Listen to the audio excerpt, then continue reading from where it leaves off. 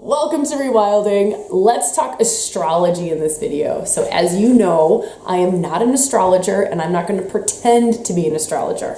How we use our astrological birth charts in Rewilding workshops is as a map to open up the door to different parts of self, right? So we'll use your birth chart and the place of particular planets or asteroids in your birth chart. So meaning, where was the Kali asteroid the moment that you were born, right? So where was this asteroid in the sky at the time of your birth? Then what we do is we set up that big medicine wheel with the zodiac signs, and you'll work in that exact place where your Kali asteroid was. Now that's experiential astrology, and that's one of the little tools that we use in Rewilding workshops. But we don't do astrology readings in workshops, so that's not at all what workshops are about for Rewilding. Rewilding is experiential. Rewilding is not about thinking and left brain logical processing. So this video is to give you a way to read the chart that we printed out for you in the Rewilding workshop. So if you have your chart that we printed for you, fantastic. If you don't have a chart, you can go to astro.com and you can create a chart for free. Now, when looking at your chart, you will see, let me just get right up in here. This is funny to do. This left-hand column. So for those who are not astrology inclined, this is your friend right here. Forget about trying to read that whole thing for now and just go right here. And you'll see, it'll say Sun, Moon, Mercury, Venus, Mars, Jupiter, Saturn, all the way down the list. And then you will see that that's in black. And then next to it, can I get really close? Oh my God, that's so weird. In the blue, you will see a three-letter word, L-I-B, stands for Libra. So in this particular chart, Sun is in Libra. Moon, and then right next to it in the blue is PIS. Moon is in Pisces. And then we've got Venus in SCO. So Venus is in Scorpio.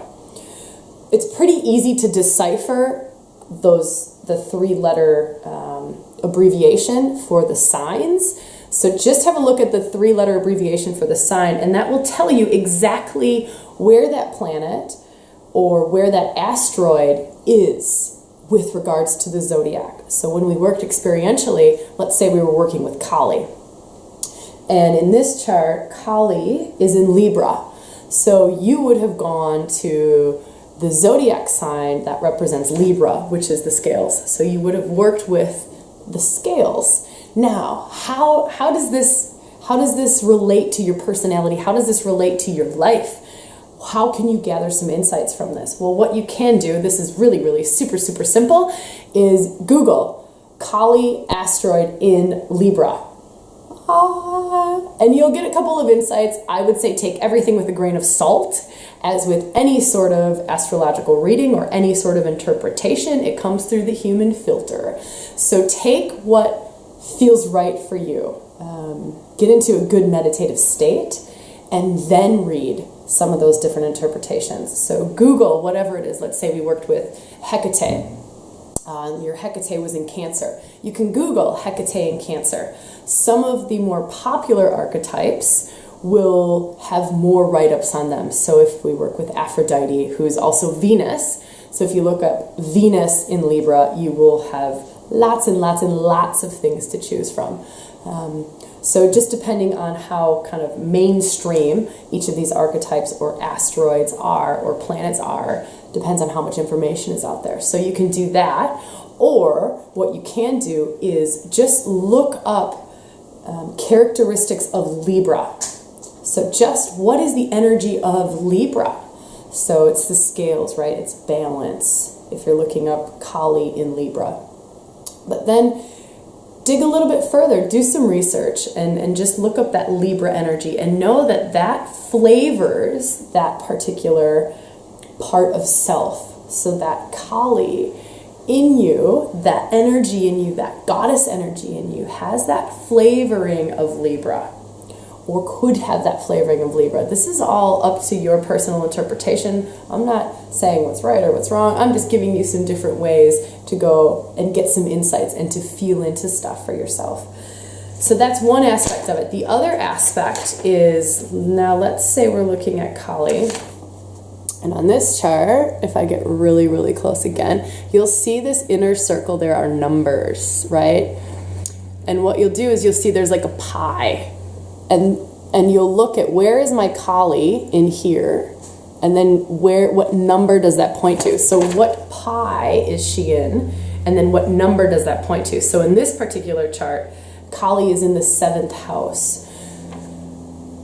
So the second component of this is to look up the area of life that is represented by the 7th house. So 7th house is partnerships, represents partnerships. So in this chart, we've got Kali, who's flavored by Libra, so that real wanting balance type of energy, operating in the 7th house. So will oftentimes show up in partnerships, right? Maybe marriage partnerships, business partnerships, that aspect of life, right? So on one hand, we've got the flavoring of that particular part of self with the arena in life that particular self will oftentimes operate in. Now, it's not hard and fast rule. Of course, Kali can operate anywhere. These goddesses, these archetypes, these parts of self are all over the place.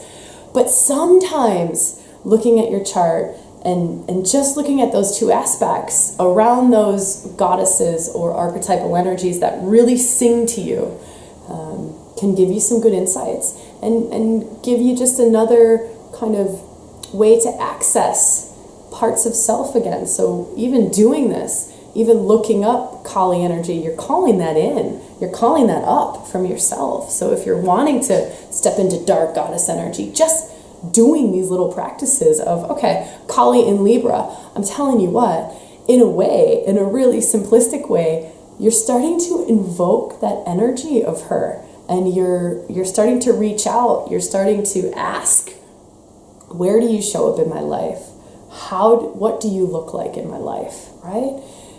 So doing this research can also be a really energetically big process as well. So I encourage you, if it feels right for you, it doesn't feel right for everybody. Not everybody wants to look at the astrological side of things, and there's nothing wrong with that.